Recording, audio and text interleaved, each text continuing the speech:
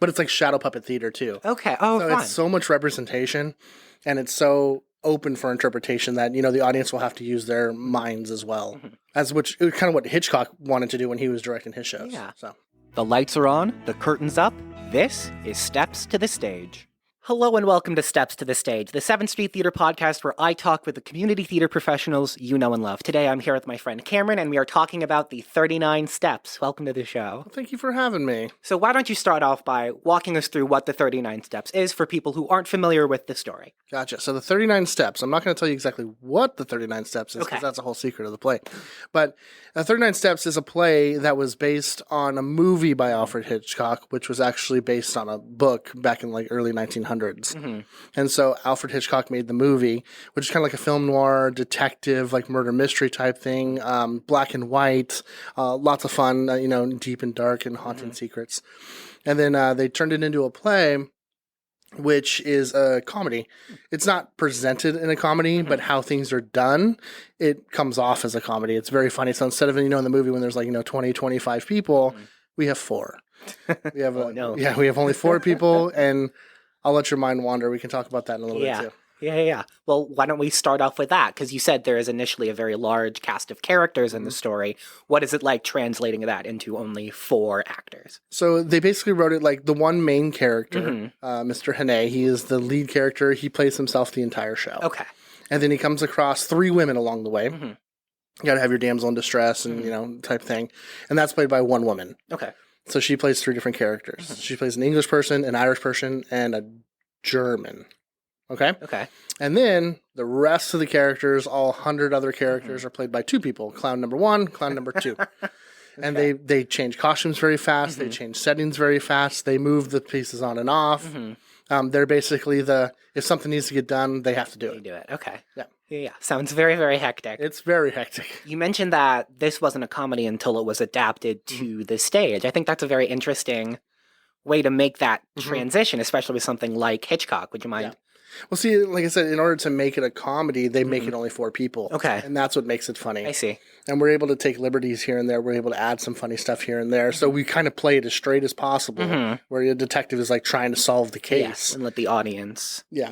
But then the people behind him, the people acting with him, the clowns and the lady, the things that they do are what's funny. Not what they say, but it's what they do. Okay. So it's pretty cool. I see. Yeah, that sounds really cool. Would you mind talking about what attracted you to this show as a director? Yeah. So here at Chino, I've directed, I think this is like 4 or 5 shows. And all but one were small cast, everyone plays everyone type of thing. So it kind of drew me in. I like playing the farce. The farce is always what grabs me the most. I mean, besides musicals, but the farce it plays to my heart, and I love it so much. So this one, it's basically with those 4 people being on and off stage so quickly and playing different characters, they have to be someone very fast. They have to be somewhere else very fast. They have to change their accents. They have to change their costumes and trying to figure out those things rather than just like, let's cross from this side of the stage to that side of the stage. Let's come in this door when we're supposed to. No, they have to. It's choreography. Yeah. Is really what it is. It's not just blocking, it's choreography. Yeah. So it's a lot more concept, a lot more thinking, and I love that about it. Yeah. And then you mentioned you've done, 5 other shows? I think it's maybe 4 or 5. Because you've done Elf, which we talked about. Elf, We did an yes, just did episode Elf, about. Would you mind what were the other 2, 3? So it's Elf, and then I had the Complete History of America. Yes. Which was the 3 on the edge, Yes. I remember that. which was 3 men doing 10,000 years of American history in an hour and a half. And then I came and did Completely Hollywood Abridged, Yes. which was written by the same concept. Yes. same people. Yeah. Which just they're playing all the famous movies with only 3 people playing. One playing Dorothy and another's playing a dog, and then they're playing Alfred Hitchcock. So it's kind of fun. So this is kind of a return to form after the big sort of grandioseness of They Elf. trust me doing that small cast, big show type thing. Yeah. You mentioned that because there's 2 people doing most of the roles, there's a lot of on-stage, sort of hectic costume changes. Would you mind talking about the costumes? Yeah, so my wife, Megan, she has some time off. She's playing with the kids. And I said, hey, I need help. And she's like, what? And so I brought her on, and she's like, yeah, let me go see what we got. So my home theater, Rialto Community Players, we have an entire, what I like to call the thrift store, upstairs of just costume after costume after costume. So we pulled I think 40 or 50 jackets, another 20 vests, hats for days, wigs for days. So anytime someone comes out, they're representing a different character, and hopefully that'll become clear to the audience that when that person steps out on the stage, they can tell that it's somebody totally different. Okay. And my wife has a good eye for that. Yeah. So the costume designer would be... What's that? The costume designer would be your... My wife, Yes, yeah, Megan Harris, yeah. And I gave her my concept to make it even harder on her in this short amount of time. I said, Alfred Hitchcock is known for his black and white type theming, so we want to try and make all the costumes in black and white. Okay. Or at least grayscale. Yeah. So she tried to follow it as much as she could with the limited resources we have. So anytime someone comes on a costume, it's either black, white, or gray. Oh, that's really cool. So that's pretty cool. We'll see if anyone notices it, but it's kind of cool. Yeah. And then I assume this is also very prop heavy. It is, but it isn't. So it's like this play could be very prop heavy, but with how two people are playing so many people, your imagination has to take control as it is. A lot of the blanks. So instead of like taking a glass of milk and drinking a glass of milk, you can pantomime the glass of milk. Same thing with the door. We have a real door. So we're going to use a door that they have to open. So that's real. So some set pieces are real. Okay. But props, we're trying to, the ones that matter, the ones that stick out, the ones that people remember, like the planes from North by Northwest. There's a whole plane scene in it. We have the real planes, but it's like shadow puppet theater too. Okay. Oh, so fun. It's so much representation. And it's so open for interpretation that, the audience will have to use their minds as well. As which kind of what Hitchcock wanted to do when he was directing his shows. Yeah. So you mentioned the set would be rather fairly bare bones? Very bare bones. Okay. We're pulling the black curtain, the mid-stage curtain, and then we're having another curtain for people to enter up and down stage. Or up and around the side stages. But it's just a door. We got some chairs. We got some tables. A window piece, an armchair that is very, very funny little bit in the show. I'll leave it at that. But just these small little props and set pieces that create the world. Okay. Because in the script, they even break the fourth wall. Ooh. Like they're talking about, there's something going on in the show, and then they say, let's get in the car. And then they all stop and like, the car. So then they have to get the car together with just 4 chairs that are backstage. So instead of bringing out like a real car, we choose that. Pantomime. That's very fun. Yes. So in terms of sharing this stage with the other 2 shows in the Three on the Edge Festival, this is relatively more simple. I'm trying to make it more simple. Okay. With Three on the Edge, we all got to play together. Yeah. And so in order to do that, I said, I'll take care of my rehearsals. Okay. I'll be off site. I'll do what I got to do. I'll get all my stuff. You guys worry about your set because the other shows have 2 interior settings. And mine takes place in 33 different locations. Right. So in order to have that, I just kind of need a bare stage. I said, if I can just have the downstage bare area, you guys can build whatever you want upstage and we'll have fun with it. Okay. Said, that's great. And so working together. Yeah, working together. Very much a theme of this festival. Would you mind talking about the casting process for something like this? The balance of 4 people versus however many roles and having to figure all that out. Yeah, so we had to find a leading man and a leading woman who can do their business. And auditions were on the kind of smaller side, and I saw some good talent. But then there are other shows that audition the same people. So it's one of those things where we had to kind of share. So anyone who I wanted or they wanted, we had to kind of go through, well, I think they'll be good for us. And I said, okay, go ahead and use them. So once that was being done, I went to my pool and I found my 2 clowns, both fully auditioned. But then my leading guy and my leading girl who I wanted to use, they took. So I was like, let's go find someone. So, of course, Mike Trueluck, who is native to this theater, native to my group as well. I was like, Mike, I got a leading guy. He's like, say no more, I'm there. So I said, okay. So he was in. And then trying to find a leading woman who's also native to this theater and who's also native to Rialto, Julie Kirkpatrick. I was like, I need someone who's strong and powerful and who can do film noir. And Julie is so good at that. And she's like, let me read it and then I'll let you know because I'm supposed to be taking a vacation. So we'll see. She texts me back 10 minutes later. She says, I'm in. I was like, well, that's a fast read. Perfect. So she just likes the multiple characters, multiple accents and things like that. Now, the other 2, they auditioned. So funny. Terry Christopher, clown number 2.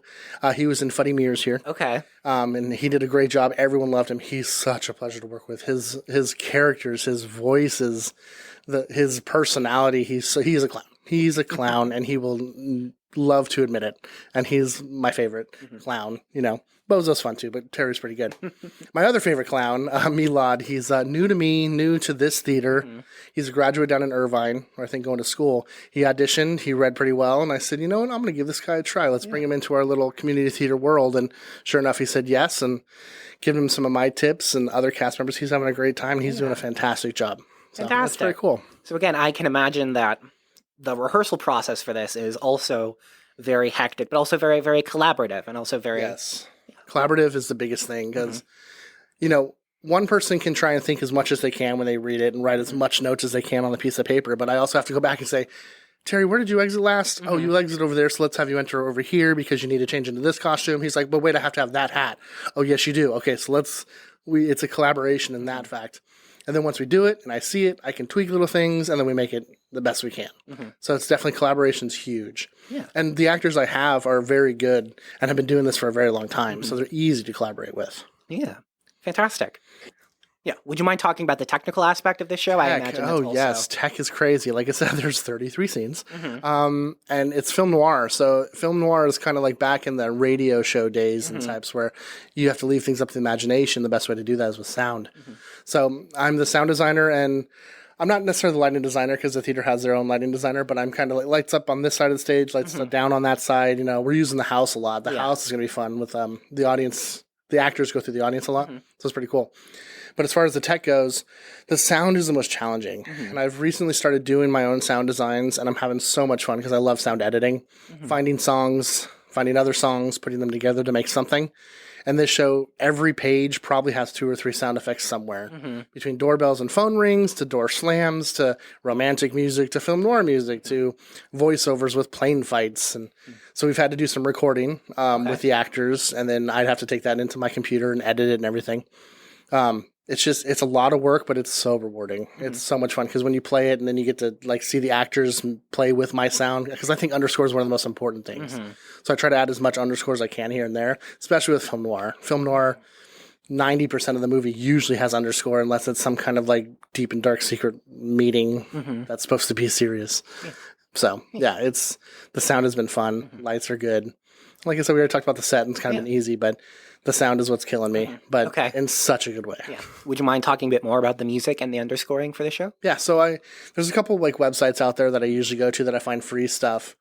I don't want to give away my secrets or anything like that, but it takes a long time trying to find that perfect underscore and sitting there and listening through track after track after track.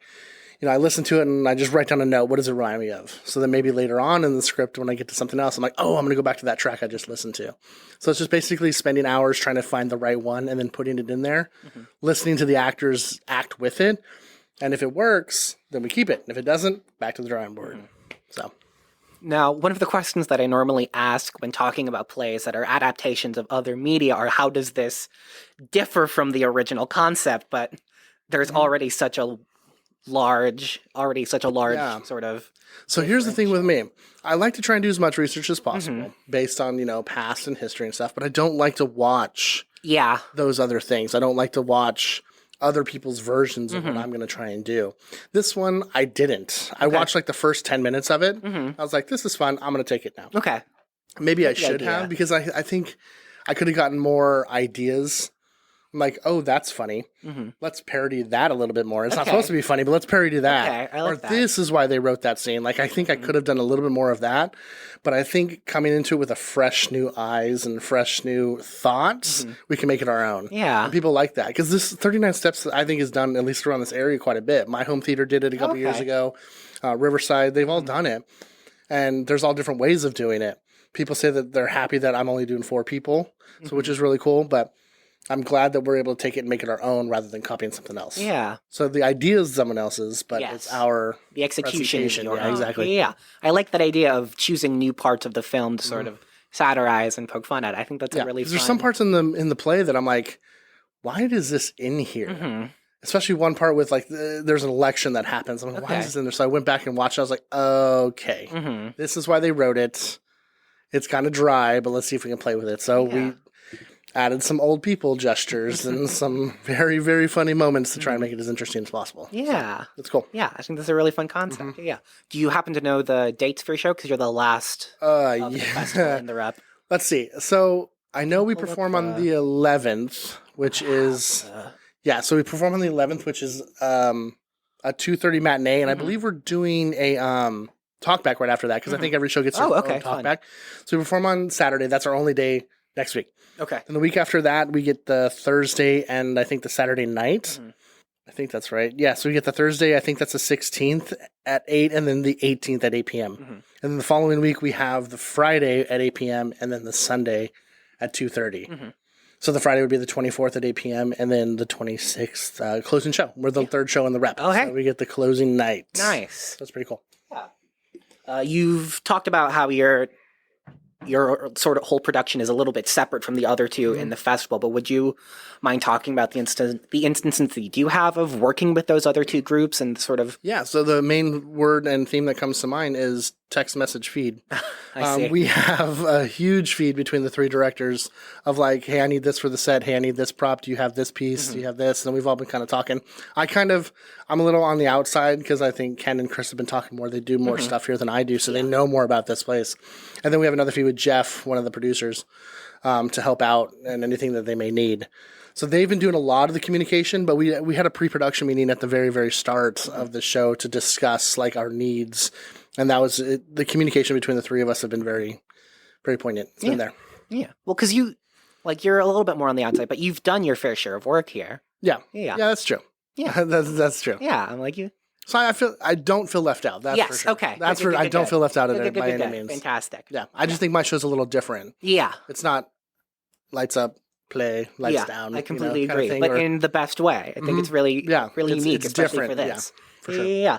Anything else that you would like to add? It's been such a great process. I haven't done one of these like small person shows, fast paced farces in a long time.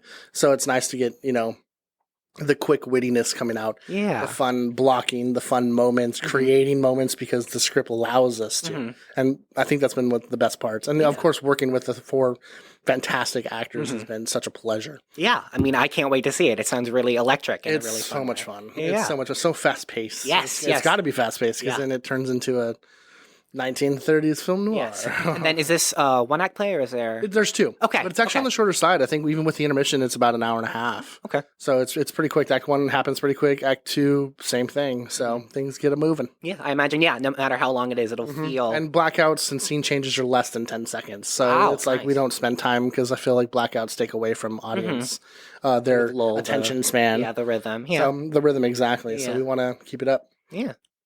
Sounds fantastic, right? Thank you so much for joining us today. Thank you for having me again. This is always so much fun. Of course. And be sure to check out the 39 Steps at the 3 on the Edge Hitchcock Festival. I'll be there. Yeah. Thank you so much. Thank you.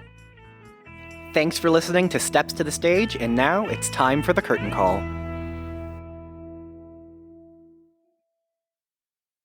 You can follow us on Spotify, Apple, Google, or any podcasting platform. We have videos up on YouTube, and you can visit our website at stepstothestage.buzzsprout.com. And as always, a special thank you to our audio engineer, Joey Rice, and our producer, Kirk Lane. Without the two of you, this show would not be possible.